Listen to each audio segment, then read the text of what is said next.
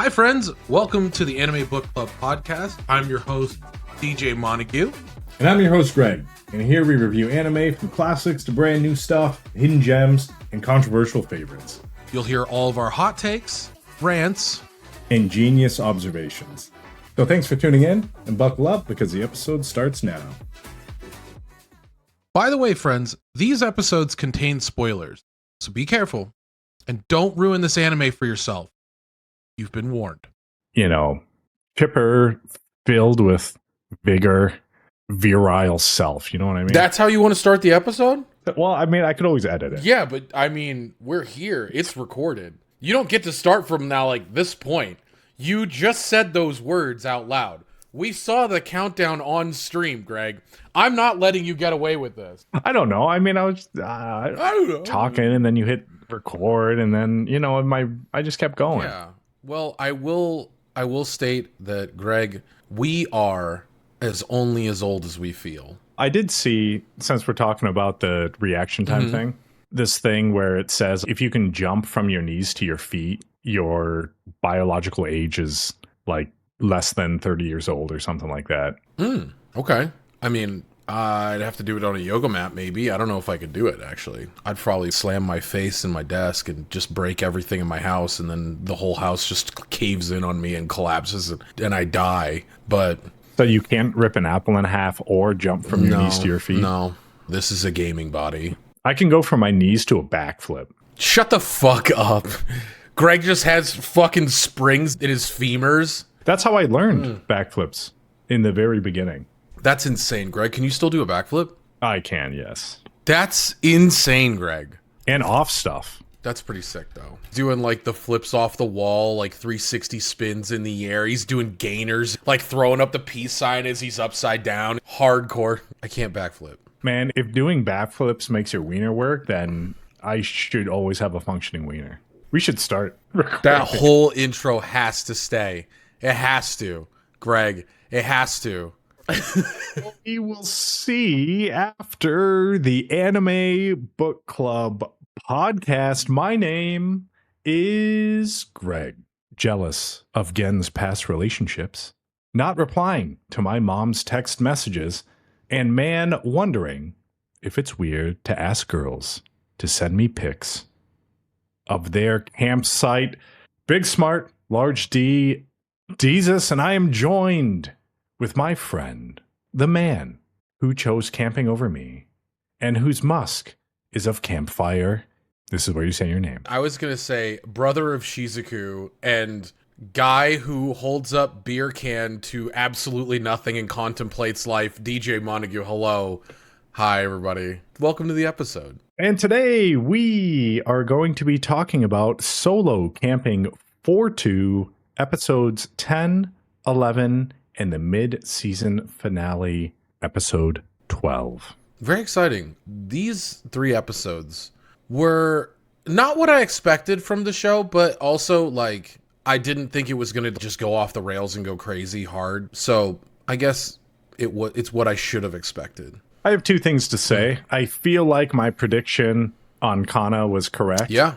How she did still want Gen, and she came back to Japan specifically for I don't Gen. think that's the case. And why is every male in this show jacked? Like, Dude, Shizuku's brother's fucking jacked as shit. shredded. Akihito's jacked. Dude, they come out broad shoulders. Like, they can't fit through doors. They got to go in sideways. They're just like, hey, guys, does anybody need a fucking, like, building lifted? Do you guys need some cars moved with my bare hands? Like, dude. Yeah, I guess I was wrong about all of their occupations. I guess they're all just literally firefighters. Yeah, they are. 100%. And they have the Solo Camping for 2 calendar, which is just all of the men in the show jacked as shit, holding kittens and getting sprayed with hoses. 100%. Solo Camping took a page out of Solo Leveling's book, and they were like, every dude needs to be hot. And go for it. Live your life. I mean, appeal to all fantasies. Because, like, it is the male fantasy to have, like, the like, we've talked about it with this show. It is the ultimate male fantasy trope. Girl comes up, loves what you do, wants to be involved with what you do, cheers you on for what you do, and you're just jacked drinking beer and eating food all the time while doing your favorite thing. So that means you're jacked as shit. No. Because you drink beer, eat shit, and are doing your favorite thing. So you are the most jacked. Sure. Yeah, in a sense. In my fantasy kitchen of a brain, I do sit-ups a lot, and I've got a ripped body. And I often walk around with pitchers of water and pour it over myself just so people know. A lot of white shirts getting ruined. But, you know, I appreciate you guys being here nonetheless. Thank you guys so much. We're live on Twitch, twitch.tv/DJ Montague. If you're watching on Spotify, we really appreciate you. And soon, you'll be seeing us on YouTube as well for the part episodes. Well, to be fair, we were always on YouTube, but since YouTube doesn't want to import the video from Spotify, I have to go about a different way to show you our faces on the YouTubes. And I just throw up the west side. Sorry. I can't see it because I'm blind and deaf. Just so everyone's aware, before the episode started, we said something about being blind and deaf, and Greg was like, oh God, I can't even remember her name now. Helen Keller's just stuck in my head. Oh my God. Greg, what happened to my brain? You probably were just doing your favorite thing so much that you forgot the rest of the world. And Frank, that's what it was. And Frank. Got it. Just all history out the brain. But anyways, friends, let us begin. Do you want to do spoiler-free versions, or you just want to rip it off and get it in? I think we could just rip it. I think let's just rip it. Okay. I have a lot of notes on these last 3 episodes. Kind of a lot of stuff happened. Yeah. So, yeah, we can just dive head first, hands at your sides, hope that you're not going to hit the bottom of the pool. Episode 10 of Solo Camping 4-2. Greg, hit us. Shizuku is at the camping store and thinks she is still relying on Gen on their trips. And she's got to start doing stuff on her own, or Gen is going to get sick of her. She picks up a first aid kit and a poison remover. And then the narrator chimes in about how it sucks out poison from a bug bite, and it's better than using your mouth to suck it off. And she also picks up bug spray, and the narrator talks about bug spray 2. And I have a note here that says, I don't think poison extractors actually work. And I think the narrator does confirm that. Like if you got bit by a snake or something like that, sucking that shit out you're going to get fucked if you don't have antivenom, basically. You're still fucked because as soon as you get bit by a snake, enough of it has gone into your body. But like the anti-poison, like the plunger thing they show, you still might be able to take some out or increase the amount of time you have before you poop out of every orifice and then die. I don't think it's supposed to be relied on to save you. From what I remember from the survival school I didn't go to, they don't actually work, and sucking out someone else's poison. Yeah, don't do that either. Don't do that. And for the bug repellent, my usual go-to is just long pants, long sleeves. I find that is one of the best ways to reduce mosquito bites while camping. Okay. Even if it's hot. She also picks up a headlamp, and the narrator goes into other emergency tools, and Shizuku is like, damn, I bought a lot of stuff. Gotta tighten that budget. And then her stomach rumbles, so she's off to a cafe. While at the cafe, she looks up campfire tips on her phone, and the narrator talks about how smartphones are useful for camping since they can provide basic light and a compass and GPS even without signal. You know what else is really helpful on camping trips? What is that? Motherfucking gamer sups, dude. Keep you energized on your camping trip. Bring the powder with you with flavors like smells like campfire and what other flavors, Greg? Sucked out poison from your friend's wound. You can get those limited edition flavors of Gamer Supps by visiting gamersups.gg and using promo code DJ Montague. And unlike the extractor, these will save your life. No. Don't say that. They won't save your life. Guaranteed by Gamer Supps, they will save your life. And you can save 10% off by using promo code DJ Montague at checkout. Okay. Literally, when I talked to the guy that sponsored me. They were like, yeah, you could say whatever you want, but also you have to preface that whatever you said is not true because we don't want to get sued. So just so we're aware, the ridiculousness of what Greg is saying is not true. It's just delicious caffeinated beverages and non-caffeinated beverages. No, it's like that one scene in Indiana Jones when Sean Connery gets shot and Indy has to go get the Holy Grail, and then he gets it with the water in it and pours it on his bullet wound and it just turns into Alka-Seltzer. That's what Gamer Supps does in an emergency.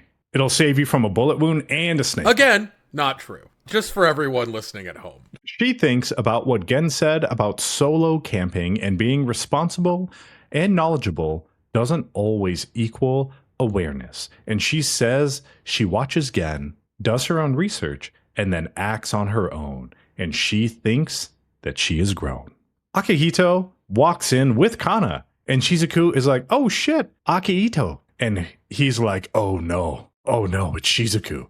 And Kana is like, oh damn, who dis? And they introduce themselves, and Kana is all over Shizuku. And Akihito is like, cool. Okay, cool. Kana is like, Akihito, you can't have her. She's too young. Wink. And Akihito is like, what about that? And then Shizuku is like, oh no, we not like that. And I'm friends with Akihito and his acquaintances, and we go camping. And Kana is like, camping, you say? And then Kana is like, oh, you must be Gen's ... Okay, real quick. I love that it's literally, like, obviously we know what's going on, but there's like 4 people in Japan total at this point in accordance to like Akihito's brain. Like, he could have met her camping with other people. Like, Akihito is a social butterfly. And she's just like, putting 2 and 2 together, I've fucking dialed in. She's definitely fucking Gen. It's 100% chance. Is this the one? And then just like, it's like, dude, hey, whoa, calm it down a little bit. You don't need to go that far. She had the info, though, because when she first talked to Akihito, he said that Gen was camping with a girl and he was really into her. And then Shizuku says that he camps with Akihito's acquaintances. And then she's like, well, the only one that camps is Gen and Akihito. So it's not Akihito, in so all it of must Japan, be Gen. That literally, again, Yeah, in all of Japan, Gen and Akihito Yeah. are like, we solo camp only. But Akihito's like, Yeah. I want to camp with Gen. And that's it. That's literally the show. That's Yeah, literally no, makes life sense. in Japan. Everybody knows a guy named Gen that only camps. I think if I was a girl, I'd be like Kana, where I just get dumped by Gen and then want him back, but then he doesn't. I think take if me. you were in this show, you would be Gen, Greg. You would be fucking shredded, camping nonstop solo, and I would be like Akihito. I'd be like, I want to hang out with my friend Greg, and he's like, no, I do this alone only. I try to get Greg to play video games every now and then, friends, and Greg's like, no, I have other obligations. I must go. And then he like pushes me away. Like he palms my face like a basketball and shoves my head backwards. No, I don't know. I won't go into it. It'll just take too long. Sure. Kana's like, hey, why don't we all sit down and talk? Shizuku tells Kana the 4 rules of their solo camping for 2. And Akihito is just sitting there nervously. And Kana is like, man, I don't get that shit at all. And Akihito is like, yeah, I said the same thing at first too. Kana is like, oh damn, well, I did hear that Gen was seeing someone, and Shizuku thinks, oh shit, am I that someone? And Akihito is like, Shizuku? And Kana thinks that Gen never went camping with her. Shizuku is like, well, this is awkward. And Kana says that Gen has always been stubborn and always wanted to do everything alone. Maybe this just means he's grown up, and now it's even more awkward. Shizuku says she doesn't know what Gen used to be like, but it all started with her own selfish request and forced him to take her camping. And she asked again after that, and he agreed to keep going with her. And they've been to all kinds of campsites, and he's taught her all sorts of things. And Gen's harsh, but kind. So she wants to keep camping with Gen because she likes Gen. What a weird interaction. Like, Yeah, I this don't is- know if I just met a bunch of strangers, I would just be like, I love this person. I love them. I don't know you. You don't know me. But now you know that I love this person. Like, it's very strange that because in I feel like in normal situations you would just be like, yeah, they're really cool. Like, I really enjoy hanging out with them. That would be the end of it. It wouldn't be, I really like them. I really like them a lot, and I don't know how to handle emotions. Assuming that Akihito and Kana are the same age as Gen, and that means they're 34. Shizuku's 20. So, I mean, I guess you are talking to, people that are your seniors. So I wonder what she does as a job. But Akihito and Kana are like, damn, girl. And Kana is like, oh, don't worry. I don't have any plans to Mrs. Steal your man. And she's like, tell me how Gen is when he's camping. Akihito and Kana walk Shizuku to the station. And Akihito is like, so you don't want to see Gen? And Kana is like, you say that after you warned me the other day? And Akihito is like, well, I'm worried it will weigh on you and Gen. It then cuts to Gen, who is going camping and comments on the nice weather. And he's walking through and he's like, oh shit, is that Shizuku? Shizuku is sitting at her campsite thinking. And she's like, Kana was pretty hot. And she seems oddly interested in Gen. Gen gets to the site and is like, oh, Shizuku, you're here early. And Shizuku is like, oh, greetings, Gen. And Gen is like, oh, okay, well, that's weird, I guess. I'll just keep my distance for now. I really think that if it was in English, she would have been like, greetings, Monsieur Gen. A pleasure to see you again. And like bows like a curtsy. Salutations. Yeah. Fancy meeting you here. Aloha. What the fuck are you doing, dude? And he's like, okay, I'm gonna set my tent up now. That was not what I expected or needed. Thank you. Again, sets up camp and he's like, all right, let's get this shit started. And then he whips it out.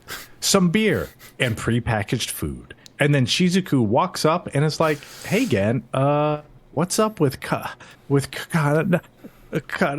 Oh, it's so fucking hot out here, huh? Okay. And she aborts about asking him about Ka. But the first syllable of warmth is Ka, right? You are now the Japanese subject matter expert. So you tell me what it is. I got nothing, bro. Okay. I don't know what's going on. I'm lost in yawn sauce. Gen's like, yeah, I guess so. And then she says she was thinking of making something light and fresh for lunch.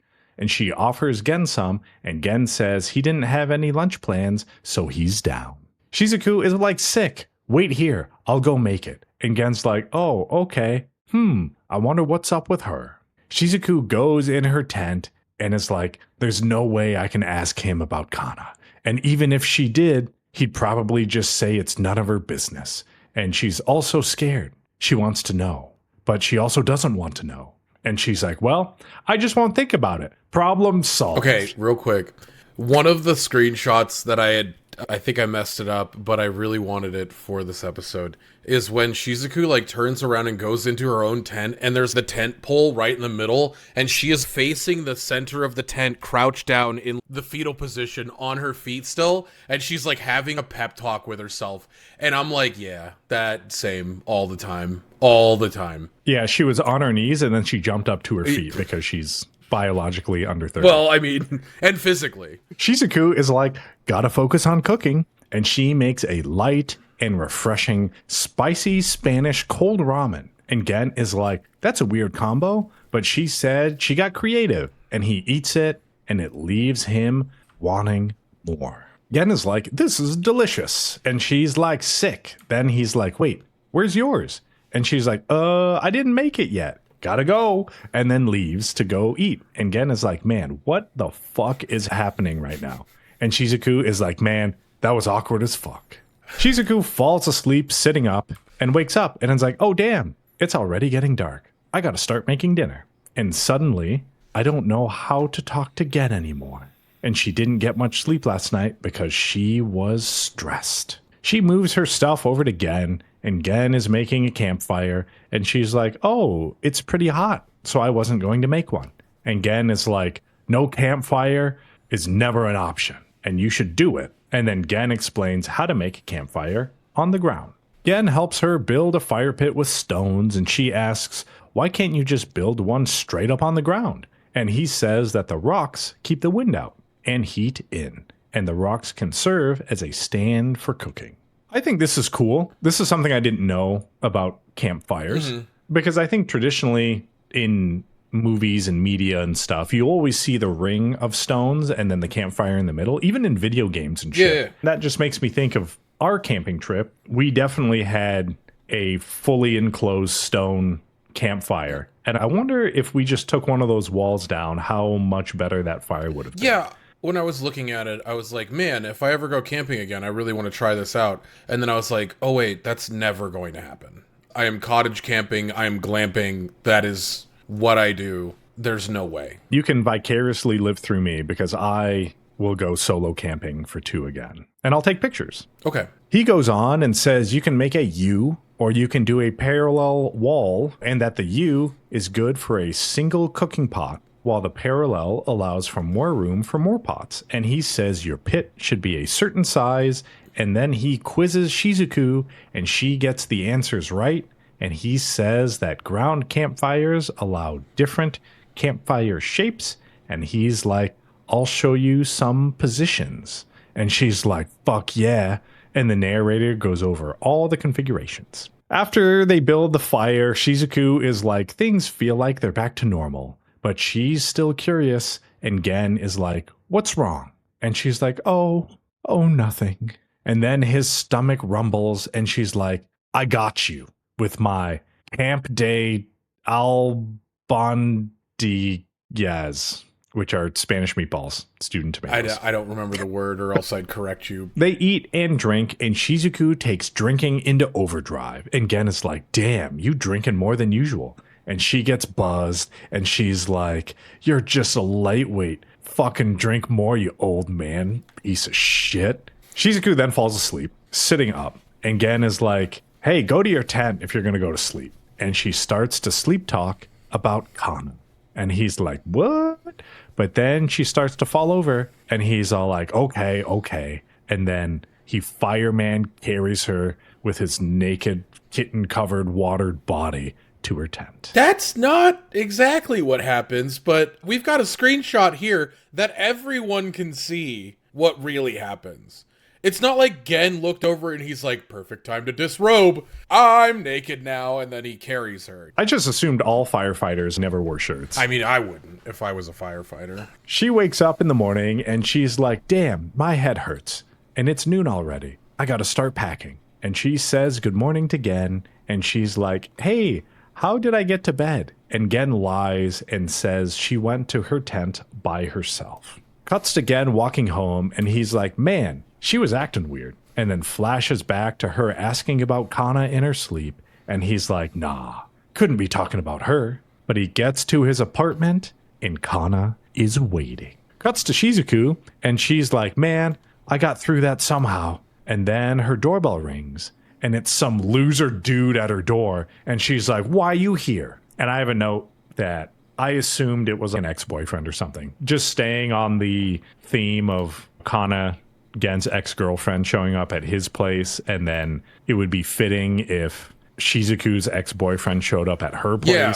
But we find out next episode in the very first second who it actually is. Well, wait, I feel like you skipped ahead really fast. Did I? Maybe not. Maybe I just fucking was doing too many things at the same time and my brain stopped working. But you said they arrived back at the house, correct? Yeah, Gen got back to his place and Kana was waiting. Yeah, and I'm lost in the sauce. And then, Okay. All right. It's my fault. Should I suck the sauce out of you? you? No. I don't need any venom remover. Oh, okay. I like to keep the venom in here. I liked this episode, but the misdirection of the dude at the end, I was like, hey, fuckers, chill. I really wish you would have, if you were going to do that, take the leap, right? Yeah, I saw that. I'm just like, Shizuku only has eyes for Gen. Get this fuck out of here. Yeah, 100%. But we see in episode 11 that the dude at Shizuku's door is actually her brother, who is also a fireman and jacked as shit. Just fucking shredded. Neck muscles coming up to his ears, dude. He looks like he couldn't turn around if he fucking tried. Well, they go to the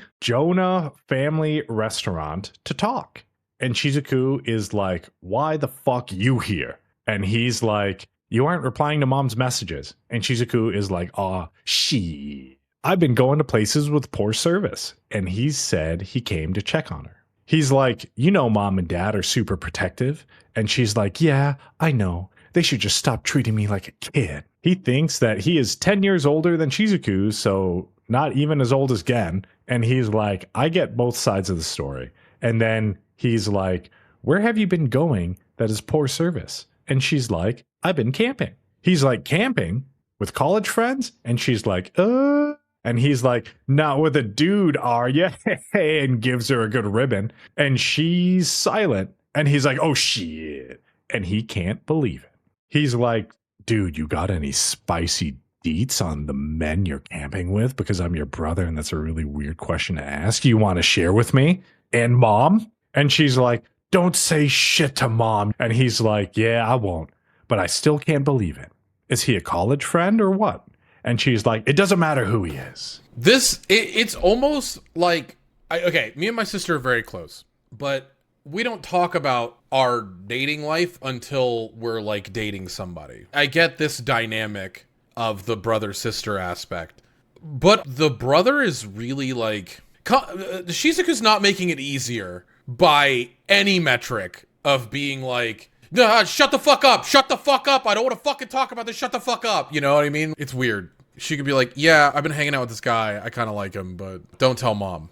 And it could be normal. But maybe it's just the anime exaggerating everything. I feel like it's a little bit much. She could be like a little self-conscious too about Gen being 14 years older than her, 100%. but she's just like, I'm into a guy that's my dad's age. Like maybe she doesn't want to say that. In my situation, that was very much...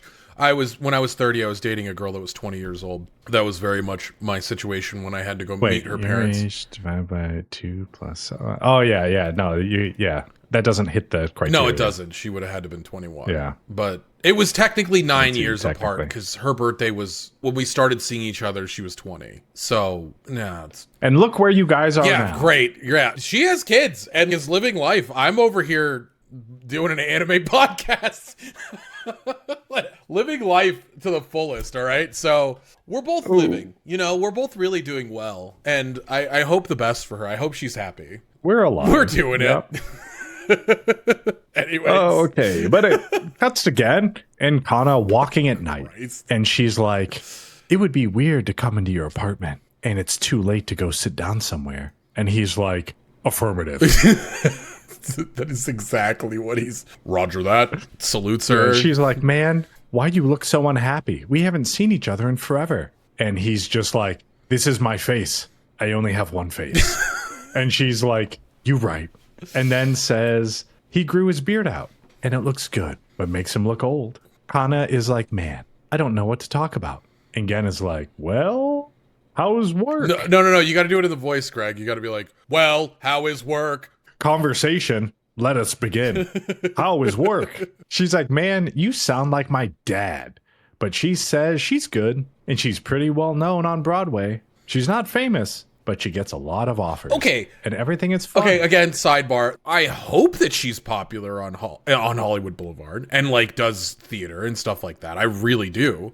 But the chances of that are so astronomically slim. I don't know if it's even realistic to have it in here. But I hope that in the future someone could be inspired by this and do that. Good for her. I agree. I feel like Broadway is like a little tough to like break into because I don't know much about plays, but I imagine it's kind of like maybe like opera a little bit. Yeah. Like when you have the big opera singers, it's like you almost have to wait for them to retire before you can make like your big break. Yeah. Except for like Josh Groban, I think, who had to fill in for Pavarotti or something because he was sick. And then that's how he kind of broke into his own because he did so well in place of an already well-known opera singer. But I feel like Broadway's the same. You're not going to get a lead role if there's someone there already that is a super well-known person. So you're just kind of doing the, I don't want to say extras, but you're doing like the sub roles until like you get some chance that you can do like a big role, I guess. It's very similar in the DJ sphere. It's all about familiarity, how quickly you can be familiarized with someone's work and then engross yourself in their work. It's the same with streamers. It's the same with DJing. It's the same with like any sort of popular thing. Like acting, major actors. We saw Leonardo DiCaprio get his first big role and then all of a sudden he's literally everywhere. let me correct myself. He didn't fill in for Pavarotti. He filled in for Andre Bocelli, which is also another really famous opera singer. Oh, good, because I know all those names. Just fact checking myself and for anyone else listening. Someone at home, the one listener that is just like, Greg, you fucking idiot! You're so stupid! And then screaming, and then all of a sudden you fix it yourself, and you're like, I have fact checked myself, and they're like, okay, he's off the hook. For now. Yeah, watch yourself. I'm watching you, Greg. She's like, well, that isn't all there is to life. And then she starts stroking her bare ring finger. And she says not everything is going well. She says that she was going to take a break, but then got a job offer in Japan and thought it would be nice to work in Japan once in a while. And she's been back for about a month and started to get curious about the past. She says she left for the US after they broke up. And she couldn't forget Gen's face when they broke up. And it's like his smell still lingers in Japan. And she's like, dude, you gotta fucking say something. This is getting really awkward with me just fucking talking at you and you're just standing there. Like, yeah, because I think in the scene, she's sitting on a park bench and he's literally like standing behind her like fucking Lenny and George and he's just gonna put her down here. That's when she's like talking about their closeness in the relationship, and she like turns her head back and leans over, and he's standing over. He's like, affirmative. He's just like 1,000-yard staring. Like, when is this going to be over? No, he was walking behind her, and he's like, come on, say something. And she's like fixing her lower back. I have the screenshot here because I thought it was funny too. Oh, okay, good. Yeah. So it was ridiculous. He just zero social cues, none at all. But she sits on a bench, and Gen stays standing. And she says something happened recently and then recalls her interaction with Shizuku. And she says she can't win against someone who comes right out and says what they like. And she has just been following her sentimentally, but now she knows she was worrying for nothing. And Gen is like, what the fuck are you talking about?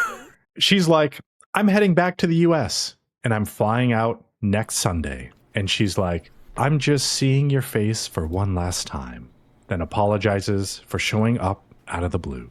They keep walking, and she's like, you were carrying a huge backpack. Were you camping? And he's like, no, I wasn't camping. I was carrying my haul of t-shirts from it-aesthetics.com, where Gen used promo code TABC10 on checkout to fill up his backpack full of shirts, like the one that I am wearing right now. That's a fucking dope shirt, dude. That is so cool. Oh, man. Dan also thought it was dope, and he saved 10% off of this shirt plus 100 more using the promo code TABC10. That's 10 free shirts. That's crazy. Yes. I was recently wearing my Dan to Dan shirt, and I went into a supermarket, and I had told you about one of the bartenders at one of the bars I work at said, oh my God, that shirt's awesome. But again, I have been complimented on the it-aesthetics shirt. I walked in and they were like, oh, Dan to Dan. And I was like, yeah, because it's only the little front part. And I was like, nice, good catch. And then I turned around and the girl was like, that's awesome. That is such a cool shirt. And I was like, yeah, it's pretty cool. And then I showed her. Did you tell her to visit it-aesthetics.com? Use tab C10 at checkout. And she didn't write any of it down, so I assume never in the history of her life will she ever go to that website. But you should. Make up for her error. Be cool. But Gen was like, yep, I was camping. And she's like, you sure do love camping. You even chose it over me. And it's made me realize there are lots of things I haven't done. And Gen is just standing there, mouth agape. And she's like, Gen, did you find your dream? Cuts to Gen, camping solo, looking over the sunset with his campfire. And he breaks out some skewers that he is going to try to cook. And he's like, skewers are sick. And then he cracks a cold one. He listens to the sounds of nature. And he's like, man, eating and drinking in nature is the best. Or at least it should be. And he looks despondent, doing what he likes, eating what he likes. All he needs to do is enjoy the moment. But the concerns he has keep bubbling up. And then says, why did she have to turn up now? He thinks until now, Kana has been the woman he was closest to. and he isn't good at relationships or women, and he doesn't know how to process the other night. Same, Greg. Same gang. And then thinks back to when she asked what his dream was. Same Z's. He thinks that no one was more direct with their dream than Kana, and it flashes back to her practicing dancing while Gen is there with a backpack ready to camp. Gen says his dream was to own a campsite, but he wasn't confident that his dream was his own, and he felt like he inherited it from his dad, and maybe he was embarrassed to talk about it proudly, in contrast to how Kana talked about her dream, and he was jealous of that, but he also respected her for it, and it shows a flashback of her showing Gen that she made it into a play. All of her joy and distress and emotions is what attracted Gen to her, but she shined too bright, and the star that shines twice as bright lasts half as long. And it made him feel more pathetic in his lack of confidence, and he began to listen to her talk about her dream, and didn't engage with her, and prevented her from engaging with him, and eventually the rift was too wide between them. That was a Blade Runner reference, by the way, for everyone. I missed it. Opera and Blade Runner. I missed it, and I love Blade Runner, and I'm really sad. What was it, Greg? Hit me one more time. The star that burns twice as bright lasts half as long. What was the... I feel like that's a normal quote, so I didn't think Blade Runner when I heard it. Oh, I heard it from Blade Oh, okay. Runner. This was the original, like the 1986 Yeah. Blade No, Runner. I know which one. And yeah, this is when the one replicant, was it Sting? Who was the actor? He looked like Sting. So that replicant, he came back and found the creator, and the creator was like, "Oh man, look how much you've grown. I'm so happy. You're like a son to me." And then he just caved his skull Yeah. in. He said that to him before he caved his skull. What was the line when he's on the building and it's raining and he says something? It was like a really famous line because it makes little to no sense, but it's also hard as fuck. We're going on a Blade Runner. Hell tangent yeah, we real are. quick here. You're talking about the end of the Yeah, movie? yeah. That replicant was going hard because he knew he only had like 30 minutes to live or whatever. Because that was the whole point. The replicants were trying to find the creator because they knew that they were all going to die. So they were like, how do we not die? And what I thought was so cool about the movie is that Harrison Ford basically lost. Oh, yeah. Like that replicant was going to kill Yeah. him. But his life expired before he could do anything else. And I think that was the importance of that scene. Yes. And I think for Harrison's Ford character as a whole, that he understood that I just got fucked. And the only reason I'm not dead is because this replicant only had like whatever 13 seconds left. yeah, he was basically just Jason Statham cranked, and he was just like drinking coffee. Yeah. And I have he the was quote boofing here, by the way. monsters. He says, all those moments will be lost in time, like tears in the rain. Right before that, he's talking about how much he's seen. He's like, I've seen attack ships fire off the shoulder of Orion. I've watched C-beams glitter in the dark near the Tannhauser Gate. And it's like, dude, all of that he's saying in this final moment is just the hardest shit, like, you've ever heard. You're like, dude, he was on attack ships near Orion for like 10 minutes, and he's like, that was dope. And then he goes to like whatever the Tannhauser Gate is, and he's like, yeah, those gunfires were pretty sick. And then he goes to Earth and he's like, I'm finding this motherfucker. He's the fucking ultimate badass. And he's like, all these moments are lost like tears in the rain. I'm dead now. And then he falls the fuck over. That's the significance, Yeah. because that replicant in particular, he was a soldier. Yeah. He fought in all of these wars. Even though he's fighting Harrison Ford, he knows he's going to die. So in his final moments, instead of killing Harrison Ford, he decides to recall his life. And he's like, no one's going to remember any of this shit because I'm a replicant. Mm-hmm. Everything I've done and everything I've seen is going to fade into obscurity, and no one will know anything about me. And then he dies. Yep. Really good movie. If you haven't seen the original Blade Runner or the one with Ryan Gosling, you should watch Both of them are They're really incredible movies. And they're time capsules of wonderful. Like, Blade Runner 2049 is very much like a great movie for now. Blade Runner, Yeah. the 1982 version, is just like a masterpiece of cinema and cinematography. It is beautiful to watch because there's no computer generated graphics. It's all done by hand, and it's beautiful. Yeah, and it sucks because I don't think it got as much acclaim Neither of them did. for Yeah, I love both movies. Obviously, I didn't watch the original Blade Runner when it came out because I wasn't even alive yet. It didn't get popular until later, similar to like Tron and stuff, like these cult classics that pop up years after they've already aired. Yeah. But anyway, back to solo camping. I have a note here that says this is the importance of communication. Gen was saying that he prevented her from engaging with him because he was jealous about her dream, comparing it to his dream. He felt inadequate. And then that created the rift between them, which caused the breakup that we'll learn more about here in the next episode. They could have saved this relationship. They could have salvaged this if Gen was just honest and was just like, this is how I feel about what's going on. Like, I want you to chase your dreams. I don't want to pull you down, but it's also making me feel this certain way. And then if she was a good partner, she could have been like, hey, you know what? You shouldn't feel bad about this. How do we get you to where you're happy with your dream? And how do we do this together, sort of thing? I also don't think that these two people end up together. It's like they have different goals in life. She wants to travel to the United States and do Broadway and do whatever theater that she's working on. We know Gen wants to stay in Japan and open up a campsite. That's his dream. He was afraid to talk about it for whatever reason because he wasn't sure of it. Their dynamic is just a little too different, and they don't have to stay together. They could always be acquaintances. You don't have to, like, a breakup doesn't have to be like, I fucking hate you forever, never talk to me again. Like, this is a breakup that could have been amicable and at least salvaged a friendship out of it than what ended up happening, which is resentment and frustration and complete distance. I like how they did it because I don't like seeing the breakdown of communication and the erosion of what I think initially was a budding romance. I don't like to see this sort of stuff because I feel like it's easily avoidable. But I think how they did it was good, and I didn't feel like it was forced. So even though I personally don't like this, I'm glad that it's in here, and I think they did a good job. I agree. But it flashes back to Kana telling Gen that she got a lead role at a big theater, and Gen is like sick, and she's like, I know you aren't interested in my work, but she still wants him to come see her that day. And he's like, sure.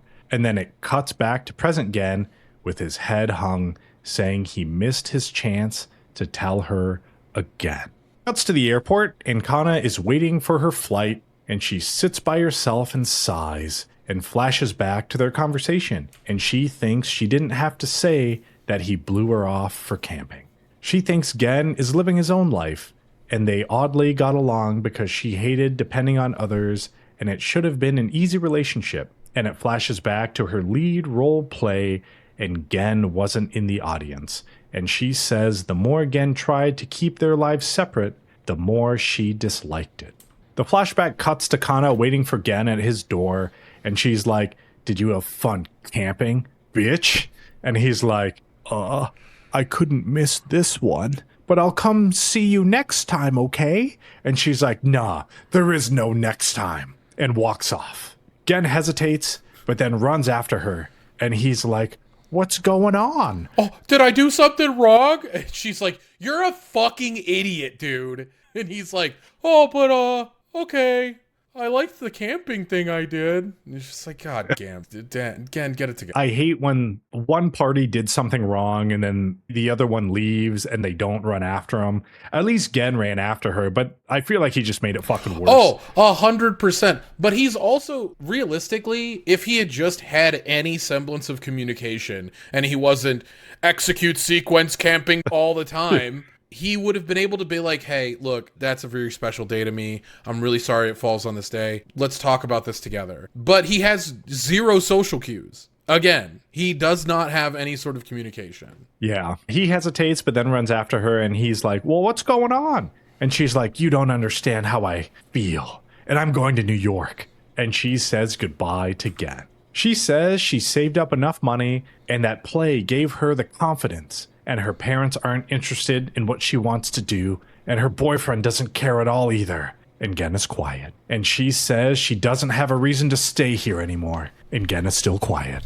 And she says, you don't care because you don't have a dream of your own, do you? And the more I tried to get you to understand my dream, the more distance you put between us, and you escaped into your own world. And when I tried to understand your world, you wouldn't let me in. And you know what? I wasn't even interested in camping, and solo camping sounds fucking dumb. And you can just stay there by yourself. And then she runs off. I mean, she's not wrong. She didn't have to say it that way. Yeah. But And she says that as well while she's walking away. I mean, I felt like she was open. She was like, hey, this is what I dream Yeah. of. And then Gen's like, well, I don't want you in my world. And she's 100%. like, well, I want to be. And he's like, no, solo camp only. Yep. It's really hard if you're not going to let your partner into your hobbies. Yeah. And even talk about them whatsoever. Like, there are people in a lot of gaming communities that I'm in where they will say things like, yeah, my wife hates this, or my girlfriend hates this. And to me, that's just a symbol of, like, one, bad communication, and two, like, not understanding the importance of something as simple as playing a video game to another person. Whenever I talk to people, I always say, this is my happy place. This is what I love doing, and this creates happiness within me. I'm self-sufficient with this. I don't need you to entertain me. This is not that, okay? And I want to be very clear. I'm going to continue to do this. And I know that it's hard socially for people to accept that they're dating this type of person, but if that's not for you, then we're not for each other. It's okay if that works out that way. And usually that conversation ends up like, okay, yeah, and I will cheer you on because I know it's important to you. And I say the same thing. Hey, I'll cheer you on as well in whatever hobby you decide. I mean, we're really stretching this episode 11 here, but I am going to give everyone like a peek into my mind. Pulling back the curtain. I think this topic here, like video games in particular, is a very sore spot in a lot of relationships. And anime. And even in our last episode, we talked about the least attractive things that a man can do in the perception of women. Mm-hmm. And video games is like top 5, top 3, I think. Something like that. So it's like, why is that? Now, with anything that you enjoy, if you don't understand the why of why you're doing it, and you're not able to communicate that effectively to other people, then it is perceived as if you're escaping into your own world, ignoring the people around you. And in general, I feel like you should be able to explain why. For me, with video games, I still play video games. I don't play as much anymore. But for me, I could easily just say like, well, this is what I like to do. This is how I unwind. But to me, I feel like those are very like canned answers in terms of explaining it to somebody else. Because in reality, it's easier for me to say, I just like video games. It takes like 0.5 seconds. I can just sum up all my feelings. But a lot of the times people don't understand what that actually means, and then they'll perceive it as you're just a fucking loser. If you can take the time in your own mind and figure out what your true why is. Like for me, video games was a gateway to hanging out with people that I can't hang out with much anymore in person. DJ Montague, for example. I can't always fly every day over there and we just go get lunch and hang out together, right? This is almost a gateway to keep relationships alive, relationships that I've had with people for my entire life. This is the only thing that we can really do together as a group to be able to stay connected. So for me, that's one of the real reasons of video gaming. It isn't necessarily because I want to play the game, hence why I keep playing League of Legends. I hate that I was game. going to say, making people queue up for ARAM is not good friendship things, but it is what you do to keep the friendships there. Other reasons are like you have a sense of accomplishment when you play video games. You may not have it at work or in other aspects of your life. Being able to take a step back and decompress and get those like low-hanging fruit, easy wins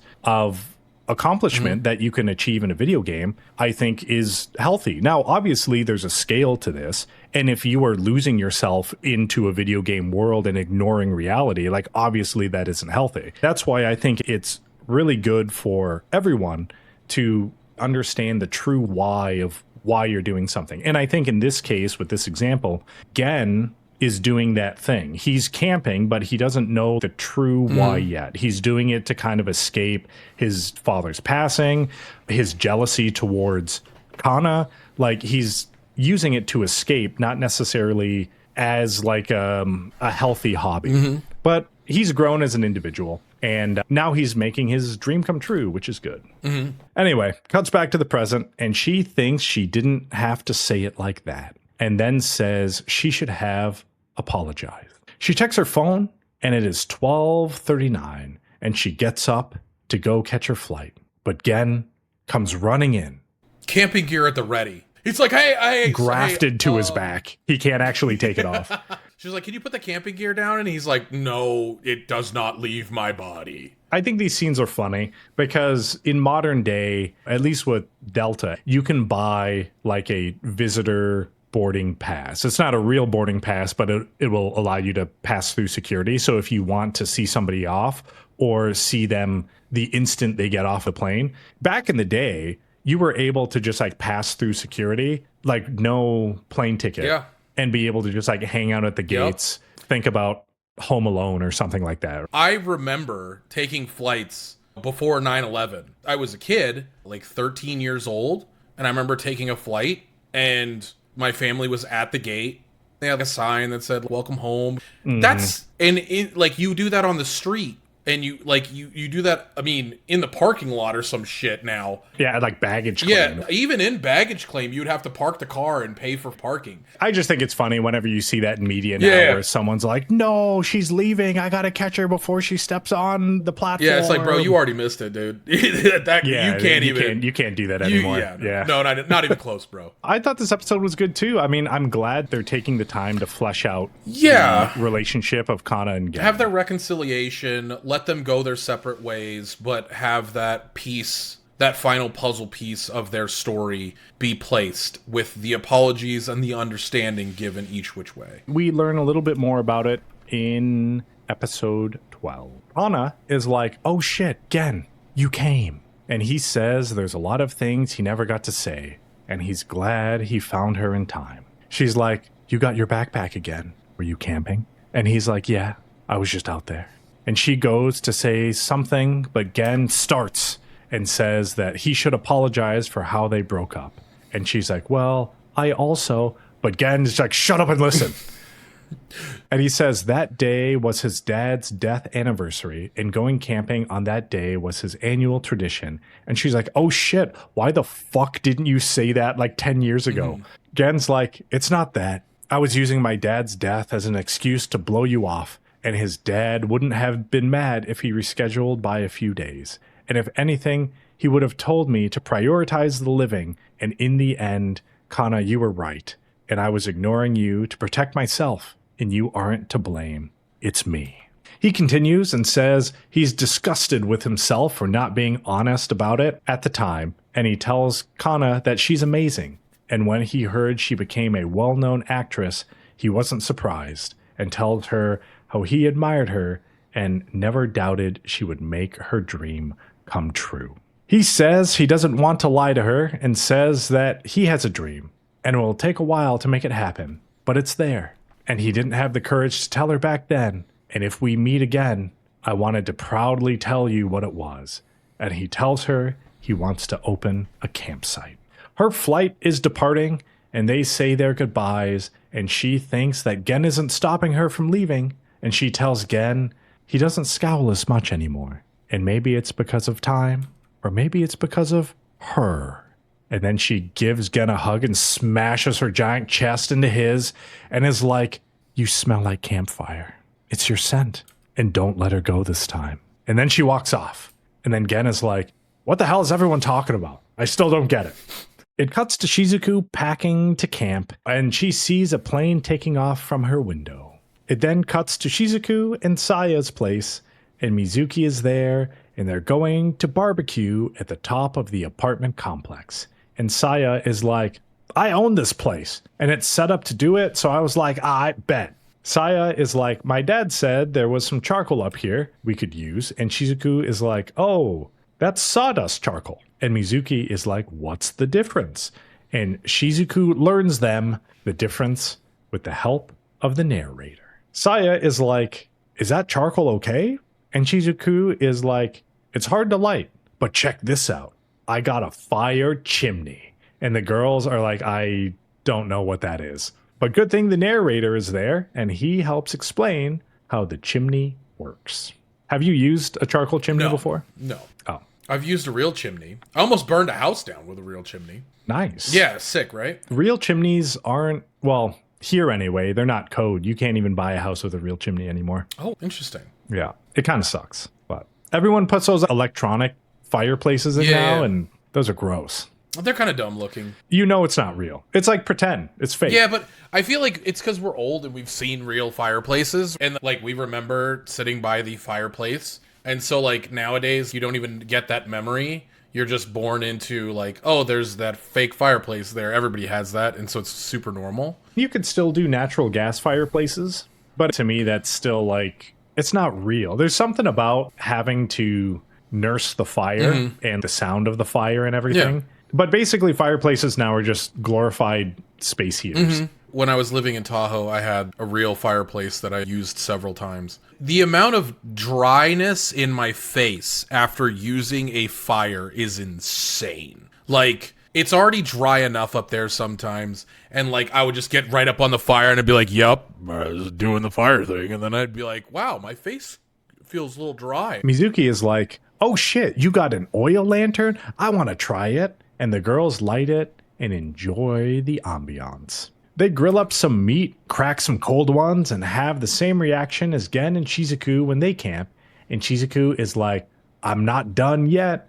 And then she makes pizza. And the girls have a grand old time. And Saya is like, I feel like I can handle our upcoming camping trip now. Shizuku is like, but we're staying in a cottage. That isn't camping. And the girls are like, man, who cares? And Shizuku is thinking, man, that's stupid. How would Gen react if I told him? The girls are like, hey, Shizuku, are you listening? Or are you thinking about that old fucking weird ass dude again? And then she says, if it's fun, then who cares if it's cottage camping? And then they crush some more beers. Cuts to Otake Cave. And Shizuku and Gen are there, and she tells him about the cottage camping, and she's like, they aren't ready to real camp, and I'm not ready to lead, so maybe it's good. But that isn't real camping, right, Gen? And Gen is like, nah, nothing wrong with cottage camping. And he's like, why are you so surprised? Gen says camp in Latin means field, and camping means temporarily living outdoors. And he says nowadays it's popular to casually enjoy camping by going glamping, and it's a good starting point for beginners. Shizuku is like, oh damn, I thought you were going to say it wasn't real camping. And he's like, man, you think I'm that shallow? And she's like, I thought you would be particular. And he's like, I am, about my own style of camping. And hobbies are about figuring out what you want, and building your own style is sick because it's unique to you. And honing your own preferences is better than criticizing the preferences of others. Shizuku is like, damn, well, I'll try to have fun then. And then Gen thinks he's never done cottage camping, and his dad and him always use tents. So in his mind, camping meant tents. And if I assume people like you, Shizuku and her friends, will come to my campsite, well, I need cottages too. And he's thinking of his campsite because he's like, okay, I'm making this campsite in my vision, but a lot of other people are going to be coming. Should I be thinking about cottages for my campsite also? So he just has his brain juices going about what his future campsite's going to look like. Gen says, regarding your cottage camping trip, I have one instruction for you. You're still inexperienced as a camper, but you're more experienced than your friends. You'll need to be their leader, and the success of the trip depends on you. So if you want your friends to have fun, make sure that they do. Gen thinks, man, is it weird to ask her to send pics of the cottage because I want to know what it looks like? But then Shizuku is like, I'll send you lots of pics to report on my progress, Commander. It's nighttime now, and dinner starts with a fragrant potato salad made with smoked foods like eggs and radish pickles. And she says she used store-bought ingredients to make it easier to pack, and they enjoy the potato salad.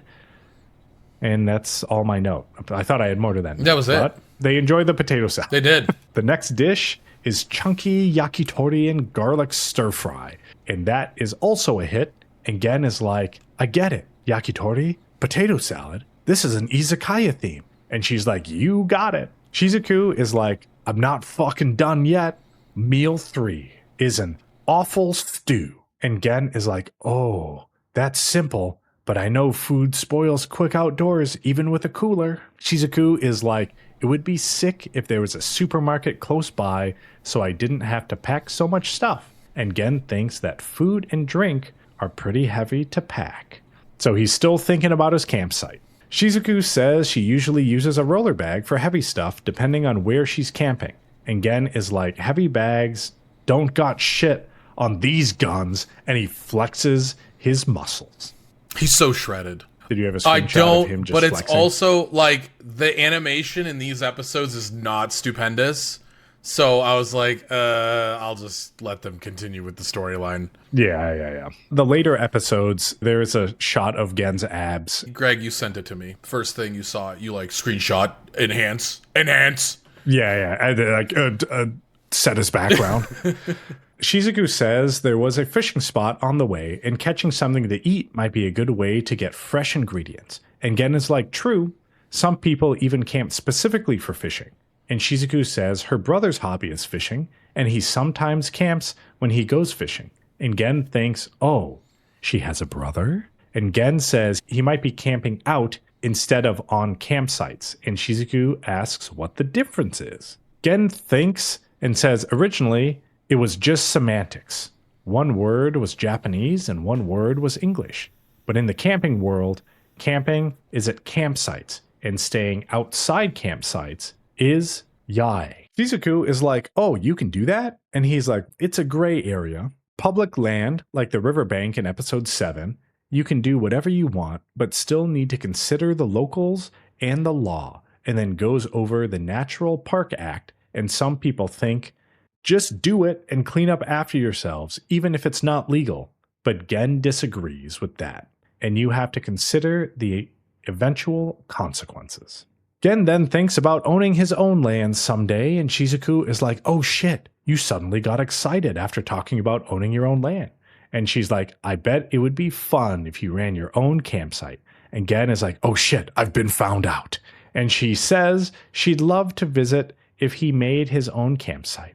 Shizuku is like, oh shit, I heard about campsites that have their own restaurants on site. And she is a dream sequence of her and Gen owning solo camping for 2 campsite, and they can be business partners or even a couple. And she should teach cooking classes, and Gen can teach camping, and gets caught up in the dream. I'm glad that they show that women also do this.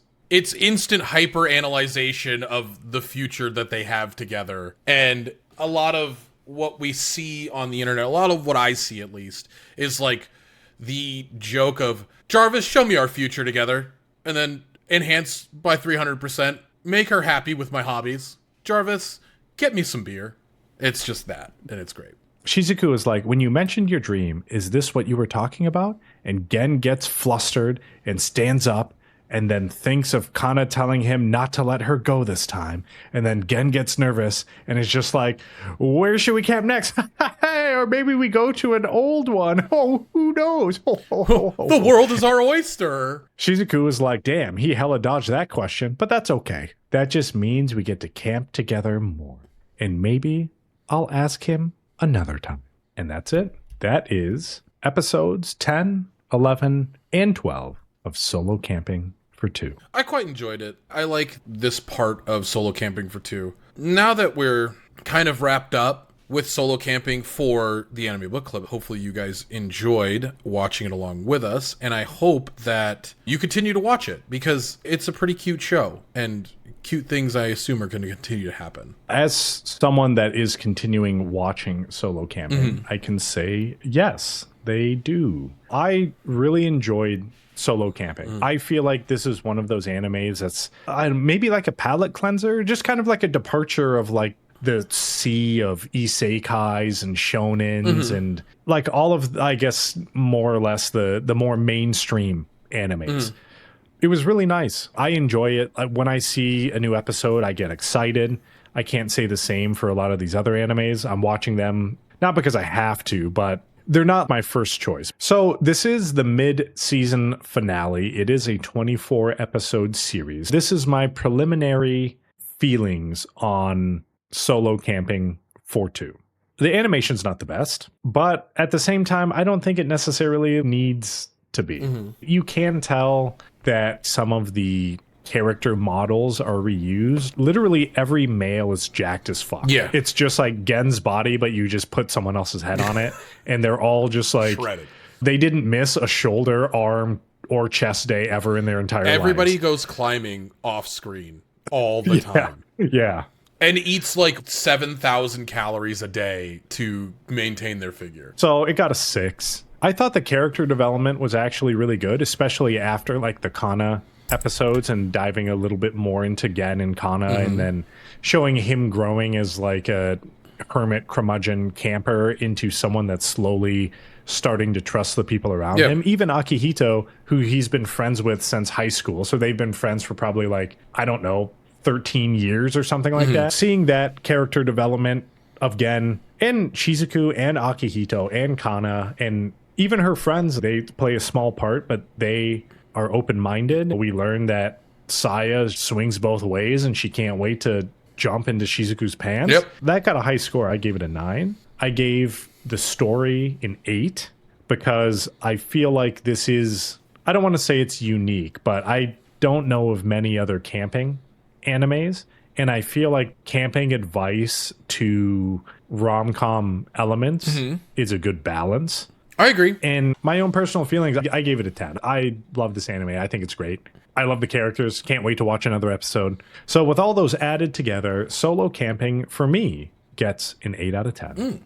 Okay. I think the animation could use some work, but like you said, I agree that it's not focused on the animation. There's no fast action fight scenes. It's more about the ambiance.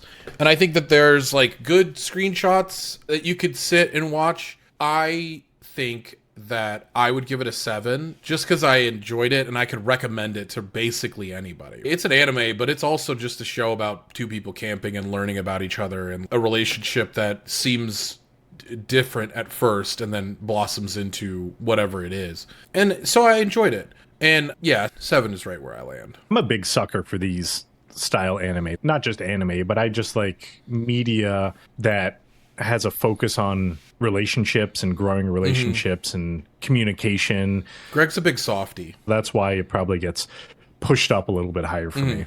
And that's why I like harem animes and stuff, because like you're forced to focus on the relationship of the characters, because that's pretty much what, if you take all the other harem aspects away, that's all it is. It's basically just relationship building between one person and like 10 other fucking people. Well, thank you everybody for joining us on this episode of the Anime Book Club podcast. We would like to thank Gamersups.gg for supplying us with the energy to make these episodes for you, and you can get yourself some Gamersups and save 10% off using promo code DJ Montague. And we would also like to thank IT-Aesthetics for providing us with clothes that I wear over my firefighter body. Yes. And you can get clothes that cover your body at it-aesthetics.com and save 10% using promo code TABC10 at checkout. And thank you guys for listening here live, twitch.tv/DJ Montague. We're doing these once a week, just like the episodes come out on Tuesdays on Spotify, the Anime Book Club podcast, on YouTube as well, and soon to be with video on YouTube. So maybe you just watched me look into your eyes and you're like, wow, that was just for me. And it wasn't. And I'm sorry. And theanimebookclub.com. Check us out on the interwebs, the World Wide Web, a series of tubes, if you will. And thank you guys again so much for being here. Greg, are you ready for the moral? I am. Hit me with it. Be cautious of the feelings of others. Make sure you communicate your feelings and be mindful of those around you. Care for those around you in a way that you want to be cared for. You want people to talk to you like you're a grown-up? Be a grown-up and have a grown-up conversation with people. If you feel uncomfortable, let them know, but also take into account their feelings as well. Be mindful, be present, be kind. Don't be like Gen. Yeah, do not be like Gen. Or like current DJ Montague. That guy's weird as shit. But we appreciate you being here. Thank you so much, friends. We'll see you in the next one. I got nothing else for him. Greg, tell him what time it is. It is time to say